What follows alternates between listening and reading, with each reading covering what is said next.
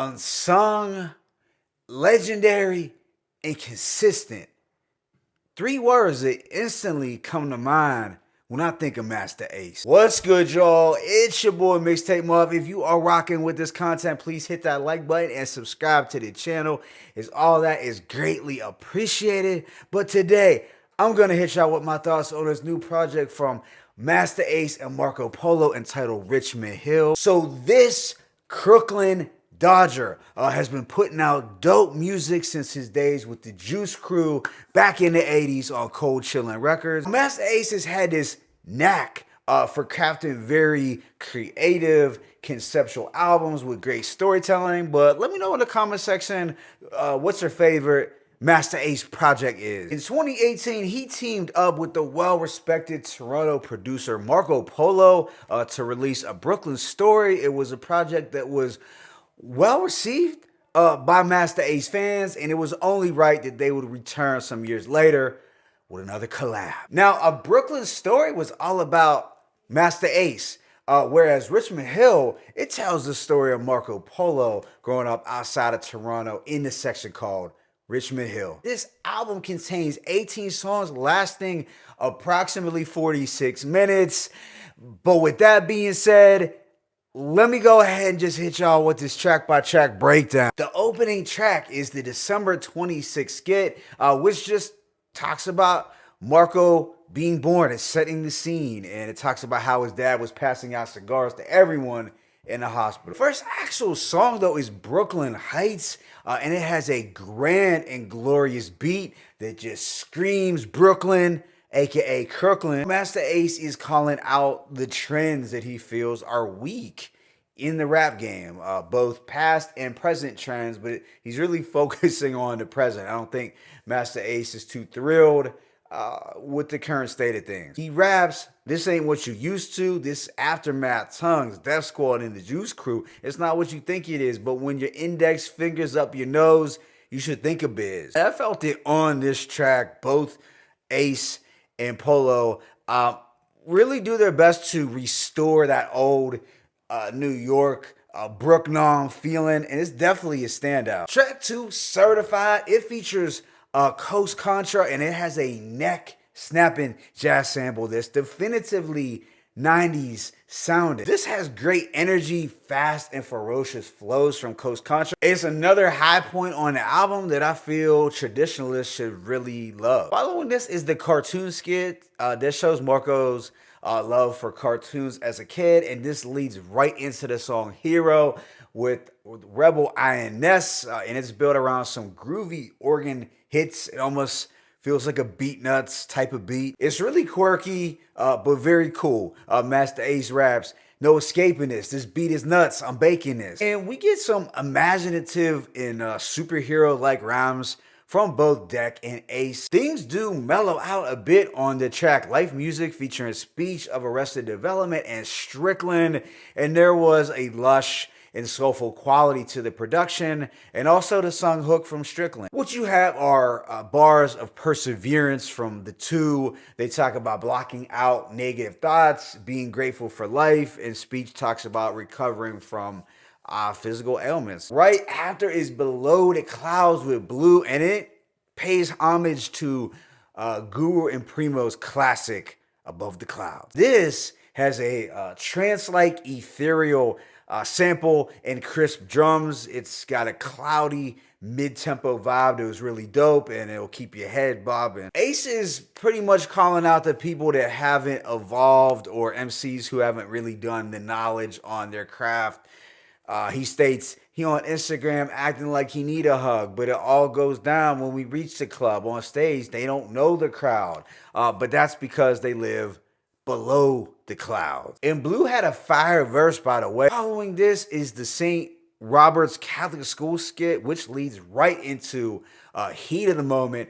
One of my favorite tracks that has a unique 90s sounding beat as well, with Nas in the heat of the moment, vocal scratches, and a breezy guitar. On this one, Ace is dropping some jewels, trying to get folks to put life into perspective when times get really hard. As he states, Brownsville's brutal. Imagine being a nerd. Overseas is worse. Imagine being a kurd.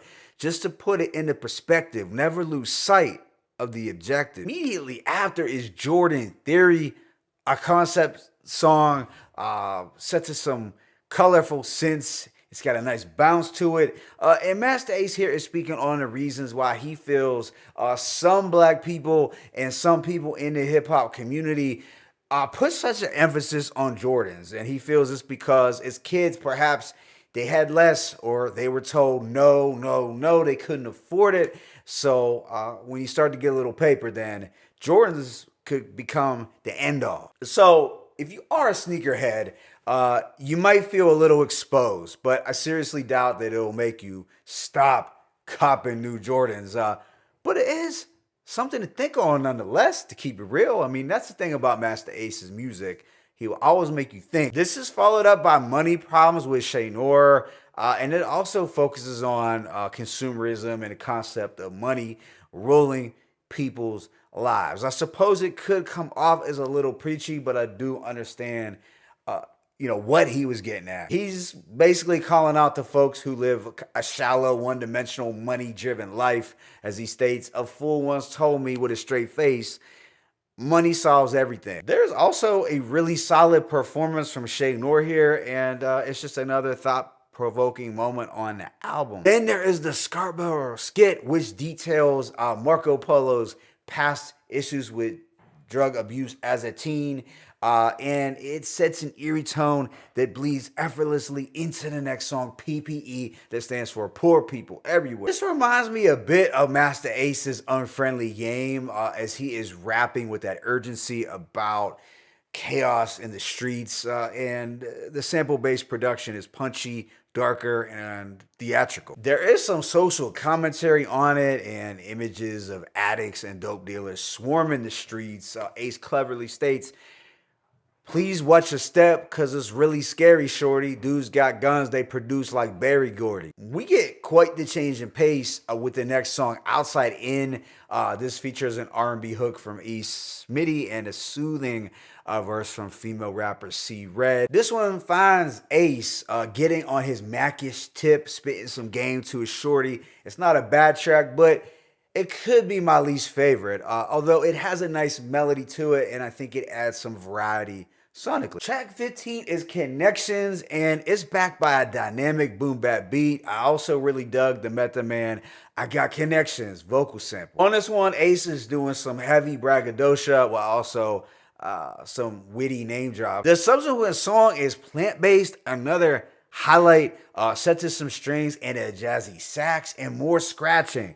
This time sampling Ghostface's "We Eat Salads and Make Rap Ballads." I mean, it's hard to really go wrong with that one. But yeah, Ace is advocating for going plant-based and eating healthy. He states, "Used to be I ain't eat these things, but them leafy greens, they keep me clean. Probably might sound like a preachy thing, but maybe I could reach these teens." Second to last track is December 25th skit, where Marco's character gives praise to his family for giving him life.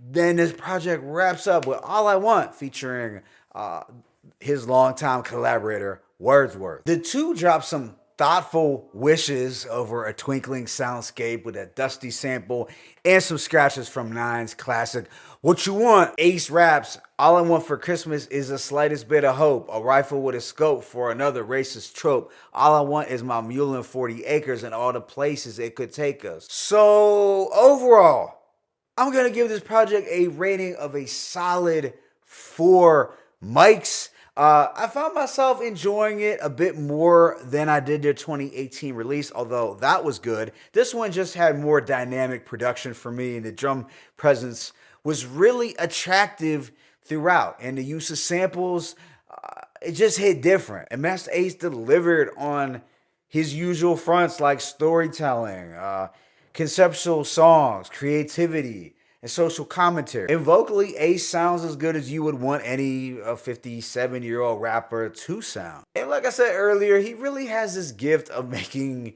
you, the listener, self-reflect and think about how your life could be better. Like, he exposed me, I feel, a couple times on his album where I was thinking, man, Ace, you got me. Maybe I'm on some bullshit. But I guess that's just his job as a super OG. But yeah, I wasn't shocked that I enjoyed it as much as I did, but it was still a pleasant surprise that will likely remain in my rotation throughout the year. My favorite tracks include Brooklyn Heights, Certified, Hero, Below the Clouds, Heat of the Moment, Jordan Theory, PPE, Connections, and Plant Based. But let me know your thoughts in the comment section. It's your boy Mixtape Muff. I'm signing out.